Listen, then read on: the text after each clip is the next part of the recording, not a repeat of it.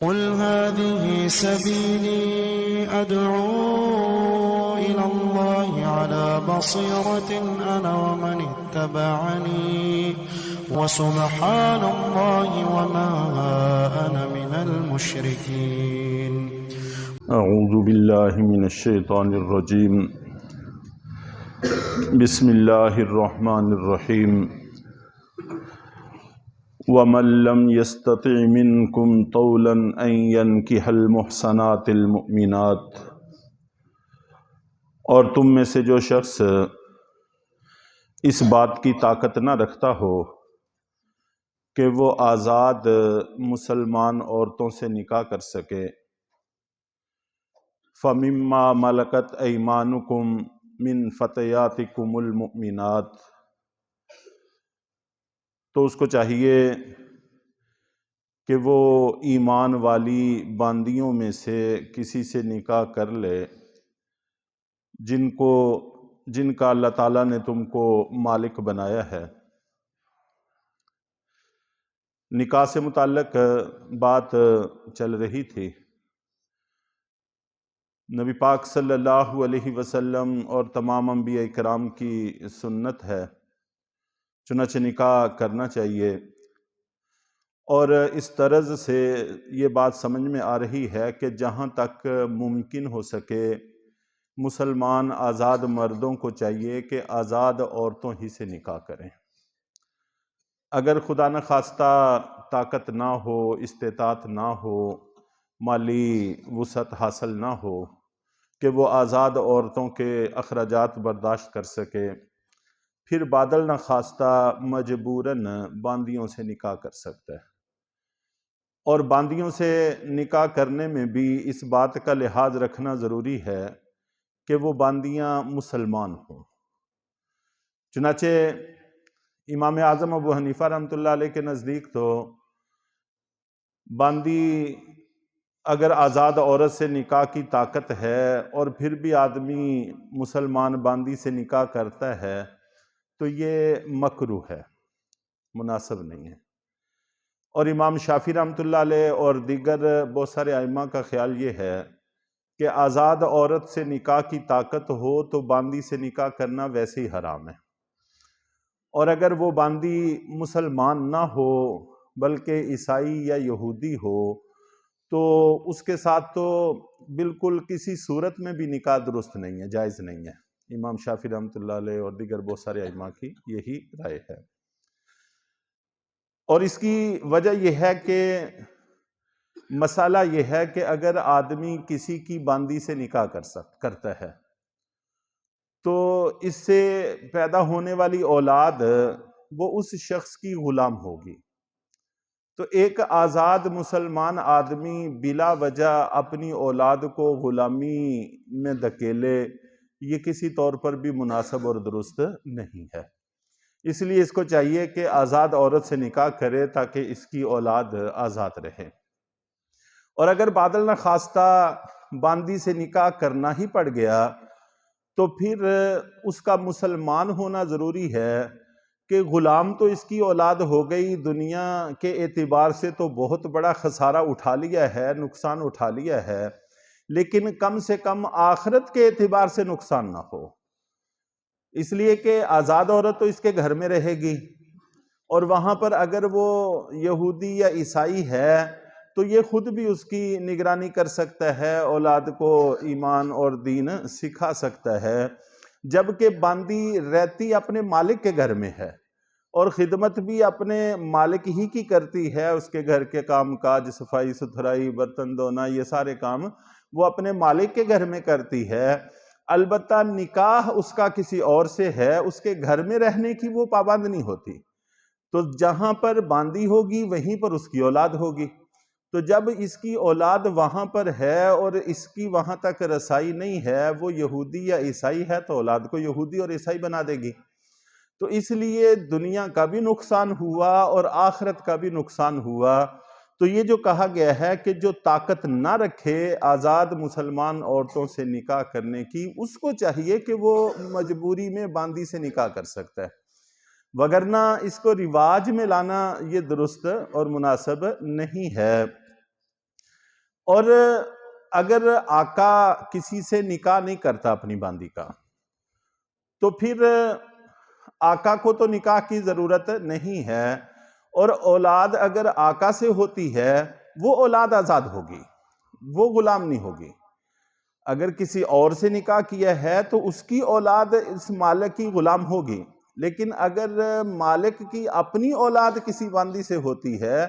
تو وہ اولاد آزاد ہوگی، بلکہ اس سے اولاد ہونے کا فائدہ یہ بھی ہوتا ہے کہ وہ باندی اب پورے طور پر باندی نہیں رہتی،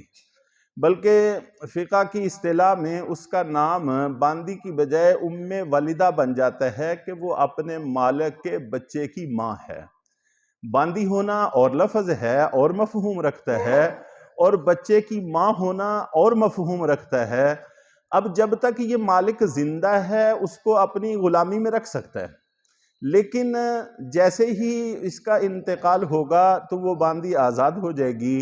اور اپنی زندگی میں اس کو بیچ نہیں سکتا، کسی کو ہبہ نہیں کر سکتا، کسی اور کی ملکیت میں نہیں دے سکتا۔ یہ ساری پابندیاں ہیں، اس لیے کہ اب وہ صرف اس کی باندی نہیں رہی بلکہ اس کے بچے کی ماں بھی ہے۔ نہ صرف یہ کہ اس سے پیدا ہونے والا بچہ آزاد ہوگا، بلکہ اس باندی کی بھی آزادی کی صورت متعین ہو جائے گی، اب یہ کسی اور کی ملک میں منتقل نہیں ہو سکتی۔ تو بہرحال ہمیں یہاں طرز سے یہ بات معلوم ہوتی ہے۔ اور پھر یہاں پر باندیوں سے خاص طور پر کتابیہ باندیاں جن کو کہا جاتا ہے، یہودی ہوں یا عیسائی ہوں، ان سے نکاح کی ممانعت ہے، اور آزاد عورتیں اگر یہودی یا عیسائی ہوں ان سے نکاح کی اگرچہ شریعت میں اجازت ہے، لیکن پہلے اور آج کے دور میں بہت بڑا فرق آ گیا ہے۔ پہلے مسلمان غالب تھے، اور غالب قوموں کی اقتداء کی جاتی ہے، وہ اپنی مغلوب قوموں پر اثر رکھتے ہیں، اس لیے مغلوب قومیں اپنے اوپر غالب قوموں کا نقش قدم اپنانے کی کوشش کرتے ہیں، ان کا طرز زندگی اپنانے کی کوشش کرتے ہیں، اور اس وقت مسلمان مغلوب ہیں۔ چنانچہ ہم دیکھ رہے ہیں کہ ہم اپنی معاشرت چھوڑ کر ہم یہود و نصارہ اور دوسروں کی معاشرت ہر اعتبار سے اختیار کر رہے ہیں، اس لیے کہ مغلوب قوموں کا طرز یہی ہوتا ہے۔ تو اب علماء اور بلکہ صحابہ کرام کے زمانے ہی سے اس پر